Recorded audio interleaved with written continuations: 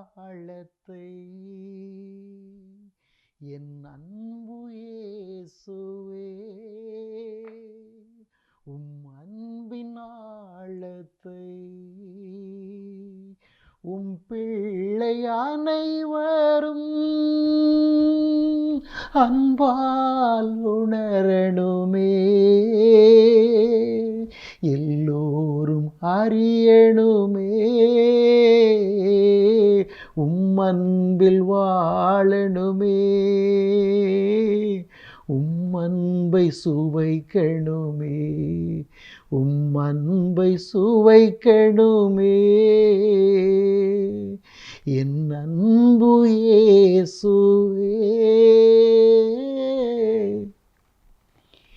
என் அன்பு நேசராகிய ஆண்டவரே, இயேசு ரட்சகரே, அப்பாவுடைய பரிசுத்த நாமத்தை ஸ்துதிக்கிறேன், போற்றுகிறேன், ஆராதிக்கிறேன். ஆண்டவரே, உமக்கு மகிமை செலுத்துகிறேன் சுவாமி. உம்முடைய பரிசுத்த நாமத்தை மகிமைப்படுத்த அழைத்திருக்கிற என் நேச தகப்பனாகிய கர்த்தருக்கு என் இருதயத்தின் ஆழத்திலிருந்து நன்றி செலுத்துகிறேன். அப்பா, இந்த அற்புதமான வேளை இதோ உம்முடைய பிள்ளைகளுக்கான, உம்முடைய பிள்ளைகளுக்கு நீர் ஆறுதல் கொடுக்கிற வேளையாக, உம்முடைய பிள்ளைகளை நீர் ஆசீர்வதிக்கிற வேளையாக, உம்முடைய பிள்ளைகளுக்கு அநேக அற்புதங்களை செய்து வழிநடத்துகிற பாதுகாக்கிற வேளையாக நீர் உருவாக்கி தந்ததற்காக நன்றி செலுத்துகிறேன் ஆண்டவரே. ஆமீன். ஆண்டவரில் பிரியமானவர்களே, தேவனாகிய கர்த்தருடைய ஜீவ வார்த்தை வெளிப்படுகின்ற இந்த அற்புதமான வேளையிலே உங்களை சந்திக்க அழைத்திருக்கிற என் தேவனாகிய ஆண்டவருக்கு என் இருதயத்தின் ஆழத்திலிருந்து நன்றி செலுத்துகிறேன். இந்த அற்புதமான வேளையிலே உங்கள் இருதயங்களில் உள்ள எண்ணங்கள், சிந்தனைகள், வேண்டுதல்கள், தேவைகள், உங்கள் வேதனைகள், நோய் நொடிகள் அனைத்தையும் அவருடைய கரத்திலே ஒப்பு கொடுத்து உங்களுக்காக இந்த அற்புதமான ஜெப வேளையிலே தேவனுடைய கரத்தில் ஒப்பு கொடுத்து ஜெபிக்கிறேன். நீங்களும் முழு உள்ள பலத்தோடு, முழு இருதய ஆற்றலின் வலிமையோடு, என் ஆண்டவர் எனக்கு இப்பொழுது இந்த அற்புத காரியத்தை செய்யப்போகிறார், செய்து விடுவார் என்று இருதயத்தின் ஆழத்தில் விசுவசித்து தேவனுடைய வார்த்தையை இருதயத்தில் உள்வாங்குங்கள். இப்பொழுதே அற்புதங்களும் அதிசயங்களும் உங்கள் வாழ்க்கையில் நிகழ்வதை நீங்கள் கண்கூடாக காணக்கூடும். என் ஆண்டவரில் பிரியமானவர்களே, அன்பு ஆண்டவரே, இதோ உம்முடைய பிள்ளைகள் ஆண்டவரே, ஒவ்வொரு நாளும் ஒவ்வொரு சூழ்நிலைகளினாலும், ஒவ்வொரு வேதனைகளின் நெருக்கடிகளினாலும், போராட்டங்களினாலும் அலைக்கழிக்கப்பட்டு தள்ளப்பட்டு ஆண்டவரை அல்லல்பட்டு கொண்டிருக்கிற உம்முடைய பிள்ளைகள் என்ன வேளைகளில் என்ன நடக்கிறது, எப்படி செய்வது, எப்படி சமாளிப்பது என்று கூட முடியாது தத்தளித்து தடுமாறி கொண்டிருக்கிறதான உடைய பிள்ளைகள். வாழ்க்கையின் சூழல் என்பது ஒரு பிரதான போராட்டமாகவே இருக்கிறதே.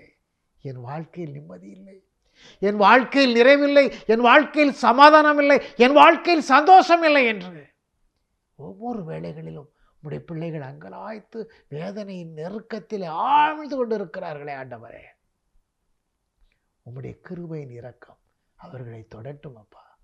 இந்த வேளை நீர் கொடுக்கிற ஆசீர்வாதத்தின் கொடைகள் அனைத்தும் உம்முடைய பிள்ளைகள் தடையில்லாமல் பெற்றுக்கொள்ளக்கூடிய மகா கிருபையை நீர் இப்பொழுது வெளிப்படுத்துவதற்காக உமக்கு ஸ்தோத்திரம் சுவாமி. நன்றி செலுத்துகிறேன். இந்த வேளை என் ஆண்டவரால் கொடுக்கப்பட்ட ஆசீர்வாதத்தின் வேளையாக, என் தேவனால் அருளப்படுகின்ற அபிஷேகத்தின் வேளையாக, அற்புத கிருபையின் வேளையாக வெளிப்படுவதற்கு என் இருதயத்தின் ஆழத்திலிருந்து நன்றி செலுத்துகிறேன். தேவனுடைய அற்புத கிருபையான, ஆற்றல் மிக்கதான, அதிசயமான வார்த்தைகள் வெளிப்படுகின்ற இந்த வேளை என் ஆண்டவரால் அருளி செய்யப்படுகின்ற வேளையாக இருக்கட்டும்.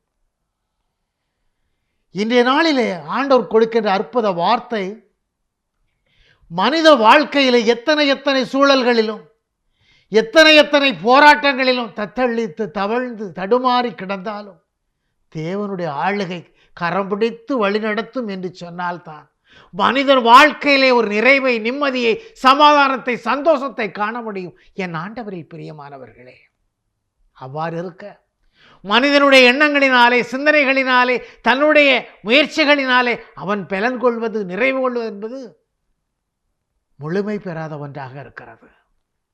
ஆம், என் ஆண்டவரில் பிரியமானவர்களே, எதை நான் எங்கே கேட்பேன், யாரிடத்தில் கேட்பேன், எவ்வாறு கேட்பேன், எப்படி கேட்பேன் என்பது குறித்து அல்ல. சங்கீத ஆசிரியர் மிக அருமையாக சொல்லித் தருகிறார். சங்கீதம் 27:4 கர்த்தரிடத்தில் ஒன்றை நான் கேட்பேன், அதையே நாடுவேன் என்று சொல்லப்பட்டிருக்கிறது. கர்த்தரிடத்தில் கேட்க வேண்டும்.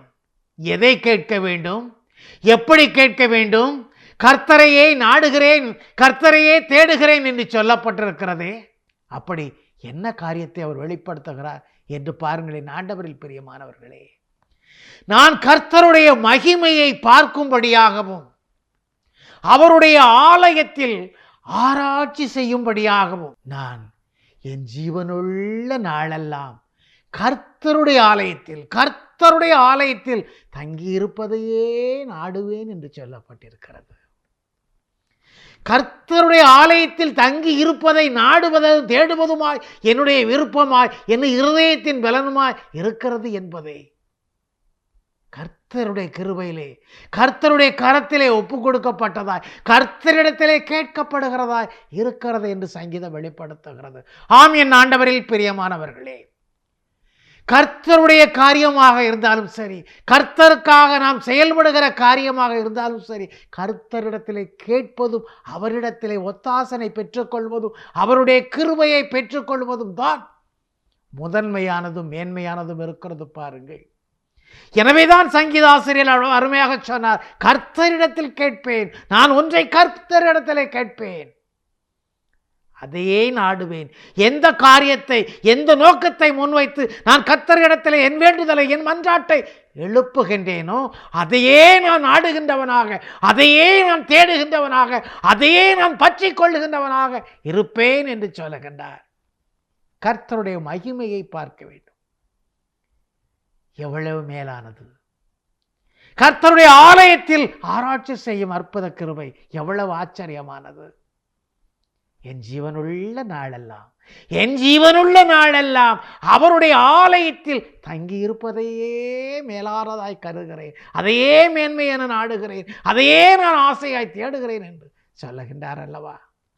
ஆம், என் ஆண்டவரில் பிரியமானவர்களே, உங்கள் இருதயத்தின் எண்ணங்கள், உங்கள் இருதயத்தின் குமுறல்களை சற்று இருதயத்தின் ஆழத்திலே சிந்தித்து பாருங்கள். என் ஆண்டவரில் பிரியமானவர்களே, தேவனுடைய ஆலயத்தில் தங்கி இருப்பது, தேவனை தேடுவது, தேவனை நாடுவது, தேவனை அறிய ஆசைப்படுவது உங்கள் இருதயத்தில் எப்படிப்பட்டதாயிருக்கிறது? உங்கள் வாழ்க்கையின் ஒவ்வொரு சூழல்களிலும், ஒவ்வொரு செயல்களிலும், ஒவ்வொரு காலகட்டங்களிலும், நன்மையிலும் தீமையிலும், மகிழ்ச்சியிலும் மனநிறைவிலும், ஆனந்தத்திலும் மக்களிப்பிலும் தேவனுக்கு உங்களுடைய எண்ணங்களின் செயல்பாடுகள், வாழ்க்கையின் ஓட்டங்கள் எத்தகைய அளவில் இருக்கிறது என்பதைத்தான் இன்றைய நாளிலே உங்கள் இருதயத்த அளவிலே தியானிக்கும்படிமா தேவனாகிய கர்த்தர் தாமே தந்திருக்கிறார். என் ஆண்டவரில் பிரியமானவர்களே, ஆண்டவர் கொடுத்திருக்கிற ஜீவ வார்த்தை ஆமோஸ் புத்தகத்திலே 5ஆம் அதிகாரத்திலே 21வது ஜீவ வார்த்தையை இன்று ஆண்டவர் உங்களோடு பகிர்ந்து கொள்ள தந்திருக்கிறார். உங்கள் பண்டிகைகளை பகைத்து வெறுக்கிறேன் என்று ஆண்டவர் சொல்ல. ஏன் ஆண்டவர் இந்த வார்த்தையை சொல்லுகிறார், ஏன் சொல்ல வேண்டும் என்று நீங்கள் உள்ளத்தின் ஆழத்திலே சிந்தித்து பாருங்களேன். ஆண்டவரில் பிரியமானவர்களே, ஆண்டவருடைய வார்த்தை ஏதோ சொல்லுகிறது, ஏதோ வெளிப்படுத்தப்படுகிறது என்று உங்கள் வாழ்க்கையில் பல வேளைகளில் அநேகருடைய எண்ணங்கள் நடந்து கொண்டிருக்கிறது. ஆண்டவருடைய வார்த்தை நமக்கு சொல்லுகிறது என்ன என்று இருதயத்தின் ஆழத்திலே சிந்திப்பார் அநேகர் இல்லாது போகிறார்கள். ஆம், என் ஆண்டவரில் பிரியமானவர்களே, இன்றைய நாளிலே ஆண்டவருடைய வார்த்தை உங்களுக்கு சொல்லுகிறதான வார்த்தை, உங்கள் பண்டிகைகளை, உங்கள் திருவிழாக்களை, நீங்கள் விசேஷித்த விதமாக கொண்டாடுகிற நாட்களை நான் பகைத்து வெறுக்கிறேன் என்று ஆண்டவர் சொல்லுகிறார். ஏன்? மனிதர்களாகிய நம்முடைய விருப்பத்தை, நம்முடைய சந்தோஷத்தை ஆண்டவர் விரும்பாதவரா? கர்த்தர் நேசிக்காதவரா? சிந்தித்து பாருங்கள் என் ஆண்டவரில் பிரியமானவர்களே. இந்த மனிதன் மகிழ்ச்சியோடு மனநிறைவோடு இந்த உலகத்திலே சதா காலமும் ஆனந்தத்தில் அவன் திளைத்திருக்க வேண்டும் என்று ஆசை கொண்டு நேசம் கொண்டு படைத்த கர்த்தாதி கர்த்தர் அல்லவா நம் ஆண்டவராகிய இயேசு கிறிஸ்து. அப்படிப்பட்ட தேவனாகிய கர்த்தர் இந்த மனிதர்களுடைய பண்டிகைகளை, திருவிழாக்களை நான் பகைத்து வெறுக்கிறேன் என்று சொல்லுகிறாரே. எதற்காக, ஏன் அப்படி சொல்லுகிறார்? உங்கள் ஆசரிப்பு நாட்களில் எனக்கு பிரியமே இல்லை என்று சொல்லுகிறார். உங்கள் வழிபாடு நேரங்களிலே, உங்கள் வழிபாட்டு கூட்டங்களிலே என் மனதில் பிரியமில்லை, நான் அதை விரும்பாததாய் இருக்கிறது என்று. ஏன், எதற்காக ஆண்டவர் இப்படி சொல்லுகிறார்? இருதயத்தின் ஆழத்தில் எண்ணங்களோடு சிந்தனைக்கு முன்வருவோம். என் ஆண்டவரில் பிரியமானவர்களே, அன்றைய காலத்திலே ஆண்டவர் தமது நேச ஜனங்கள் கூடுகையிலே, தமது நேச ஜனங்களின் பண்டிகையில் மாத்திரமல்ல சதா காலங்களிலும் அவரோடு ரட்சிப்பின் வழிகளை கொடுத்து ஆசீர்வதித்து காத்து கூட இருந்திருக்கிறார். அப்போஸ்தலர்கள் காலத்திலே, அப்போஸ்தலர் 2:42 பார்க்கின்ற பொழுது, அப்போஸ்தலர்களுடைய உபதேசத்தை கேட்டுக்கொண்டிருக்கின்ற ஜனங்களுடைய வாழ்க்கை நிலையிலே, அப்போஸ்தலர்களுடைய உபதேசத்திலும் அவர்கள் அந்யோன்யமாய் ஒருவரோடு ஒருவர் பழகுவதிலும், அப்பங்களை பிட்டு பருகுவதிலும், ஜெபம் பண்ணுவதிலும் அவர்கள் உறுதி கொண்டவர்களாய், ஒருமித்தவர்களாய் தரித்திருந்தார்கள் என்று வசனம் சொல்லுகிறது. அப்போஸ்தலருடைய வார்த்தைகளை கேட்பதிலே, உபதேசத்தை கேட்பதிலே அவர்கள் மனம் ஒத்தவர்களாக, மனதால் அந்யோன்யமாக ஒன்றித்து போனவர்களாக அப்பங்களை பிட்டார்கள், அப்பங்களை பிட்டு உண்டார்கள், மனமகிழ்ச்சியோடு ஜபத்திலே தரித்திருந்தார்கள் என்று வசனம் சொல்லுகிறது. ஆம், என் ஆண்டவரில் பிரியமானவர்களே, விசுவசித்தவர்கள் எல்லோரும் ஒருமித்து சகலத்தையும் பொதுவாக வைத்து அனுபவித்து வந்தார்கள் என்று மறுவசனம் சொல்லுகிறது. தேவனுடைய வார்த்தையை கேட்கிறவர்கள், தேவனுடைய வார்த்தையை விசுவசித்தவர்கள், அதிலே விசுவாசமாய் இருக்கிறவர்கள், தங்கள் வாழ்க்கையில் அவர்களுக்கு கொடுக்கப்பட்ட எல்லா காரியங்களிலும், எல்லா சூழல்களிலும் ஒருமித்தவர்களாய், எல்லாவற்றையும் பொதுவானதாக மனதில் வைத்துக் கொண்டவர்களாய், அனுபவித்தவர்களாய் இருந்தார்கள் என்று சொல்லப்பட்டிருக்கிறது. ஆம், என் ஆண்டவரில் பிரியமானவர்களே, அது மாத்திரமல்ல, தங்களுக்கு உண்டான நிலபுலன்களை, சொத்துக்களை, பொருட்களை எல்லாவற்றையும் அவர்கள் அதிகமாய் வைத்திருக்கிறவர்கள் எல்லோரும் விற்று ஒவ்வொருவருடைய தேவைகளுக்கு ஏற்றாறு போல பகிர்ந்தளித்து, பங்களித்து, பகிர்ந்து கொடுத்து வாழ்ந்தார்கள் என்று வசனம் அருமையாக சொல்லுகிறது. ஆம், என் ஆண்டவரில் பிரியமானவர்களே, இதைத்தானே தேவன் விரும்புகிறார். உன்னிடத்தில் உள்ளதை இல்லாதவருக்கு கொடுக்க வேண்டும் என்பதைத்தானே தேவனாகிய கர்த்தர் விரும்புகிறார், நேசிக்கிறார். அது மாத்திரமல்ல, என் ஆண்டவரில் பிரியமானவர்களே, அப்போஸ்தலர் 2:46 சொல்லுகிறதே, அவர்கள் ஒரே மனம் படைத்தவர்களாய் தேவாலயத்தில் அனுதினமும் தரிசித்தவர்களாய் வீடுகள் தோறும் சென்றார்கள். வீடுகள் தோறும் சென்று அப்பங்களை பிட்டு மகிழ்ச்சியாய் கபடமில்லாத இதயத்தோடு போஜனம் பண்ணினார்கள் என்று சொல்லப்பட்டிருக்கிறது. அப்போஸ்தலர்கள் வீடுகள் தோறும் செல்லுகிறார்கள், அப்பங்களை பிட்டு அவர்களோடு மகிழ்ச்சியாய் உண்டுகிறார்கள். இதில் விசேஷித்த விதமாய் சொல்லப்படுகிறது என்ன? கபடமில்லாத இருதயமுடையவர்களாய், வஞ்சகமில்லாத இருதயம் உள்ளவர்களாய், மாசற்ற இருதயம் உள்ளவர்களாய் போஜனம் பண்ணினார்கள். அப்படியாய் அவர்கள் போஜனம் பண்ணி தேவனை துதித்து மகிழ்ந்து வந்தார்கள். அப்படியாய் அவர்கள் வாழ்ந்து கொண்டிருக்கின்ற அந்த கால சூழ்நிலைகளிலே தேவனுடைய ரட்சிப்பு அவர்களுக்கு மிகுதியாய் நிறைவாய் அருளப்பட்டது என்று சொல்லப்பட்டிருக்கிறது. என் ஆண்டவரில் பிரியமானவர்களே, இதை தேவன் விரும்புகிறார். இதை தேவன் விரும்பி அவர்கள் இருதயத்தில் வாசம் கொள்ள ஆசைப்படுகிறார். ஆனால் நம்முடைய வாழ்க்கையின் சூழல்களிலே, இன்றைய சூழலில் நடந்து கொண்டிருக்கின்ற பண்டிகைகளை குறித்துத்தான், இன்றைய சூழலில் ஆலயத்திலே நடைபெறுகின்ற காரியங்களை குறித்துத்தான், இன்றைய சூழ்நிலையிலே திருவிழாக்களில் நிறைவேறிக் கொண்டிருக்கின்ற கொண்டாட்டங்களை குறித்துத்தான் தேவன் பகைத்து வெறுக்கிறேன் என்று சொல்லுகிறார். ஆம், என் ஆண்டவரில் பிரியமானவர்களே, அப்படி என்றால் இந்த சூழ்நிலையின் வாழ்க்கையில் நடந்து கொண்டிருக்கின்ற நம்முடைய வாழ்வின் நிலையை சற்று சிந்தித்து பாருங்கள். நம்முடைய பண்டிகை நாட்கள், நம்முடைய திருவிழாக்களின் நாட்கள் எப்படிப்பட்டதாக இருக்கிறது? மெய்யாகவே நான் கொண்டாடுகிற ஒவ்வொரு பண்டிகையும் திருவிழாக்களின் நாட்களும் தேவனுக்கு உகந்ததாக, தேவனுக்கு பிரியமானதாக, தேவன் ஏற்றுக்கொள்ள மறுக்கத்தக்கதாக, வெறுத்து அருவருக்கத்தக்கதாக இருக்கிறது என்று அவர் வெளிப்படுத்துகிறார் என்று சொன்னால், நம்முடைய வாழ்வின் நிலையை சற்று சிந்தித்து பாருங்கள். எப்படிப்பட்டதான வாழ்க்கை முறையிலே, எப்படிப்பட்டதான விசேஷித்த கொண்டாட்டங்களிலே, பண்டிகை திருவிழா நாட்களிலே நம்முடைய செயல்பாடுகள் இருக்கிறது என்று சிந்தித்து பாருங்கள். சிந்தித்து பார்க்க இந்த அற்புதமான வேளையிலே நீங்கள் அழைக்க பெற்றிருக்கிறீர்களே ஆண்டவரில் பிரியமானவர்களே. உங்கள் வழிபாட்டு வேளைகளிலே, வழிபாட்டு நேரங்களிலே, வழிபாட்டு கொண்டாட்டங்களிலே, ஆசரிப்பு நாட்களிலே எனக்கு விருப்பமில்லை என்று தேவன் சொல்லுகிறார். நான் அதை விரும்பத்தக்கதாக இல்லையே என்று தேவன் வருத்தப்பட்டு சொல்லுவதாக இந்த வார்த்தை வெளிப்படுகிறதே. சற்று சிந்தித்து பாருங்கள் என் ஆண்டவரில் பிரியமானவர்களே. நம்முடைய வாழ்க்கையின் சூழலிலே அநேக பண்டிகையின் கொண்டாட்டங்கள், திருவிழாவின் கொண்டாட்டங்களிலே எப்படிப்பட்டதாக இருக்கிறது என்று சிந்தித்து பாருங்கள். ஒரு விசேஷித்த விதமான பண்டிகைக்கு முந்தைய நாளிலே ஆலயத்திலே நான் தேவனிடத்திலே மன்றாடி ஜெபித்துக் கொண்டிருக்கின்ற வேளையிலே அந்த பண்டிகையை நான் அவரிடத்திலே ஒப்பு கொடுத்து, ஆண்டவரே, இந்த பண்டிகையை, இந்த திருவிழாவை அவர்கள் நடத்துகிற இந்த நாட்களை நீர் ஆசீர்வதிப்பீராக. இந்த நாட்களிலே அவர்கள் ஏறெடுக்கின்ற காரியங்கள் எல்லாம் உமக்கு உகந்ததாக, உமக்கு பிரியமானதாக, உம்முடைய ஆசீர்வாதத்தை பெற்றதாக நடக்க வேண்டும், திகழ வேண்டும், நிறைவேற வேண்டும் என்று அவருடைய பாதத்திலே அந்த நாட்களை நான் ஒப்பு கொடுத்து ஜெபித்த மாத்திரத்திலே என் தேவன் வல்லமையோடு வெளிப்பட்டார். என்ன வார்த்தையை வெளிப்படுத்தினார் தெரியுமா? யாரை முதன்மைப்படுத்துகின்றீர்கள்? யாரை எனக்கு முன் நிறுத்துகிறீர்கள்? யாரை மகிமைப்படுத்துகிறீர்கள்? யாருக்கு முதலிடம் கொடுக்கிறீர்கள்? என்னை யாருக்கு இணையாக்குகிறீர்கள்? என்னை யாருக்கு ஒப்பனை செய்து பார்க்கிறீர்கள் என்ற வார்த்தையை மிகுந்த ஆத்திரத்தோடு, ஆவேசமான முறையிலே அந்த வார்த்தையை கோவாக்கினையோடு சொல்லுவதாக எனக்கு வெளிப்படுத்தினார். காரணம் என்ன?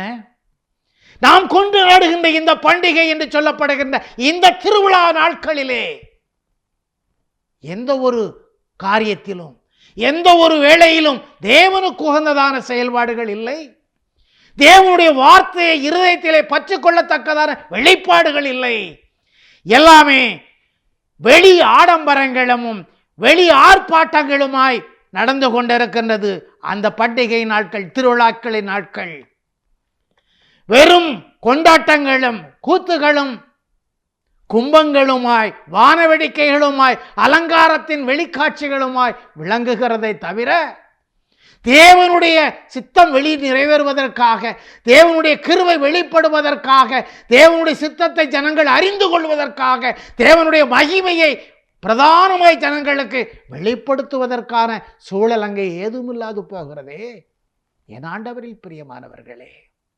எனவேதான் தேவன் சொன்னார், இந்த பண்டிகை நாட்களை, இந்த திருவிழாக்களின் நாட்களை பகைத்து வெறுக்கிறேன். உங்கள் ஆசரிப்பு நாட்களில் எனக்கு விருப்பம் இல்லை. உங்கள் பண்டிகை நாட்களில், உங்கள் திருவிழா நாட்களில், நீங்கள் வழிபாட்டு தலங்களில் செய்கிற அந்த காரியங்களில் எனக்கு திருப்தி இல்லை. அதை நான் பிரியப்படவும் இல்லை. ஆம் என் ஆண்டவரில் பிரியமானவர்களே. எனவேதான் இந்த பண்டிகை நாட்கள், நாம் கொண்டாடுகிற அநேக திருவிழாக்களின் நாட்கள் திருவிழாக்களாக அல்லாமல் வெறும் தெருவிழாக்களாகவே மாறிவிடுகின்றன. எனவேதான் தேவன் அதை அருவருத்து வெறுக்கிறார். தேவன் அதை பகைத்து வெறுக்கிறேன் என்று சொல்லுகிறார் என் ஆண்டவரில் பிரியமானவர்களே. எனவே நீங்கள் இந்த உலகத்திலே வாழும்படிக்கு, இந்த உலகத்திலே பரமதேவனின் கிருபையை பெற்றுக் கொள்ளும்படிக்கு உங்கள் வாழ்க்கை நீங்கள் செய்ய வேண்டியது என்ன? ஆமோஸ் 5:14 சொல்லுகிறது, நீங்கள் பிழைக்கும்படிக்கு தீமையை விட்டு விலக வேண்டும். தீமையை அல்ல, நன்மையே தேடுங்கள். நன்மையே தேடுங்கள். அப்பொழுது நீங்கள் சொல்லுகிறபடி, நீங்கள் விரும்புகிறபடி, நீங்கள் நினைக்கிறபடி சேனைகளின் தேவனாகிய கர்த்தர் உங்களோடு கூட இருப்பார்.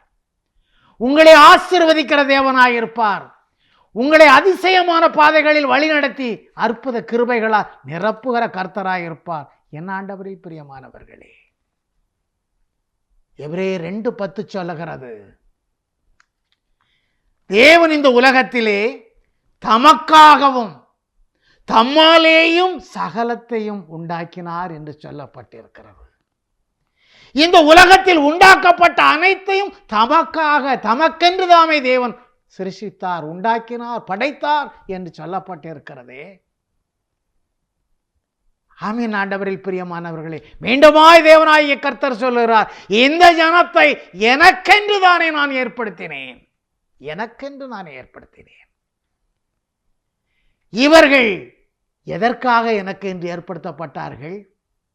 எனக்கென்று தாமே நான் ஏற்படுத்திய ஜனங்கள் எதற்காக ஏற்படுத்தப்பட்டார்கள்? என் துதியை அவர்கள் சொல்லி வருவார்கள், என்னை ஸ்தோத்தரித்து மகிமைப்படுத்தி வருவார்கள் என்று அருமையாக சொல்லுகின்றாரே.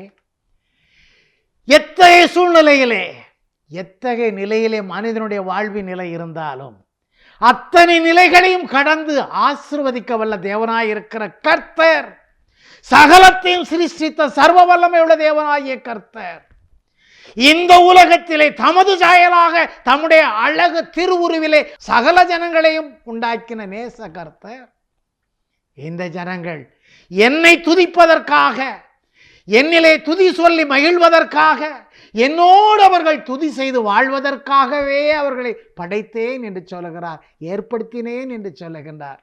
அதையே நான் விரும்புகிறேன் என்று சொல்லுகிறாரே.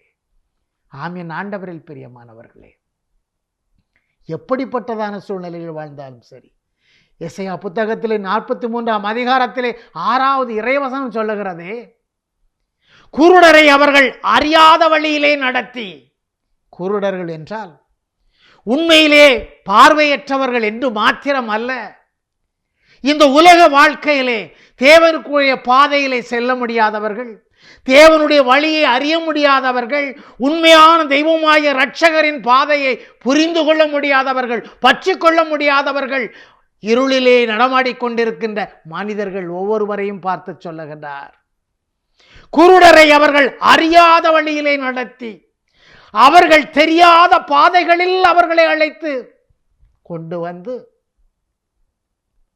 அவர்களுக்கு முன்பாக இருளை வெளிச்சமாற்றி, இருளான சூழல்களை எல்லாம் வெளிச்சமாய் மாற்றுவேன், கோணலானவைகளை அனைத்தையும் செவ்வையாக்குவேன் என்று சொல்லுகின்றாரே. இந்த காரியங்களை நான் அவர்களுக்கு செய்வேன், அப்படியாய் செய்கின்ற மாத்திரத்திலே அவர்களை கைவிடாதிருப்பேன், கைவிடாத கருணை நேசராய் நான் இருப்பேன், கருணையின் காருண்யராய் நான் இருப்பேன், மகிமையின் கர்த்தராய் நான் இருப்பேன் என்று சொல்லுகின்றாரே. ஆமீன். ஆண்டவரில் பிரியமானவர்களே, சற்று சிந்தித்து பாருங்கள். இந்த உலக வாழ்க்கையின் சூழலை குறித்து மனிதனை நினைத்து ஒரு கவிஞர் பாடுகின்றார். மனிதன் நினைப்பது உண்டு வாழ்வு நிலைக்கும் என்று, ஆனால் இறைவன் நினைப்பது உண்டு பாவம் மனிதன் என்று. சற்று சிந்தித்து பாருங்கள் என் ஆண்டவரில் பிரியமானவர்களே. மனிதன் நினைக்கின்றான் தன்னுடைய வாழ்க்கையில் எந்த சூழ்நிலையிலும் நாம் வாழ்ந்து விடலாம், எப்படியும் நாம் உயர்ந்து விடலாம், எத்தகைய வழிகளினாலும் சாதித்து விடலாம், ஏன் எல்லா இலக்கையும் நான் அடைந்து விடலாம் என்று மனிதன் தனக்குள்ளே சிந்திக்கின்றான், தனக்குள்ளே பெருமிதப்பட்டு கொள்ளுகின்றான். ஆனால் தெய்வத்திற்கு ஈடாக, தெய்வத்திற்கு பலியாக தன்னுடைய பொருட்களையும் நேர்ச்சைகளையும் காணிக்கைகளையும் காளைகளையும் விருதுகளையும் படைத்தால் போதும், அவைகளே தன்னுடைய வாழ்விற்கு எல்லா சகாப்தங்களையும் சரி செய்துவிடும் என்று எண்ணுகிறான். இது மனிதனுடைய எண்ணம். ஆனால் தேவனாகிய கர்த்தர் கடவுள் நினைக்கின்றார், ஐயோ மனிதன் பாவம் என்று, மனிதன் பலவீனன் என்று. ஆனாலும் கூட என் மகனோ என் பிள்ளையோ அறியாதவனாயிருக்கிறானே, என் மகளோ அறியாதவளாயிருக்கிறாளே என்று அவருக்கு தயவு காட்டுகிறார், பரிவு கொள்ளுகிறார். அவன் மேல் அளவில்லாத இரக்கம் வைத்திருக்கிறபடியினாலே தான் இன்னும் இந்த உலகத்திலே மனிதர்கள் வாழ்ந்து கொண்டிருக்கிறார்கள். என் ஆண்டவரில் பிரியமானவர்களே, எசையா புத்தகத்திலே 43ஆம் அதிகாரத்திலே 25ஆம் வசனத்திலே ஆண்டவர் சொல்லுகிறாரே, நானே உன் மீறுதல்களை என் என்னுடைய நிமித்தமாகவே குலைத்து போடுகிறேன் என்று சொல்லுகிறார். உன் மீறுதல்களை, உன் அக்கிரமங்களை, உன் அநியாய செயல்களை, உன் பாவத்தின் கொடூரங்களை அனைத்தையும் என் நிமித்தமாகவே குலைத்து போடுகிறேன். உன் பாவங்களை நினையாமலும் இருப்பேன் என்று சொல்லுகிறார். எனவேதான் இந்த உலகத்தில் மனிதர் வாழ முடிகிறது.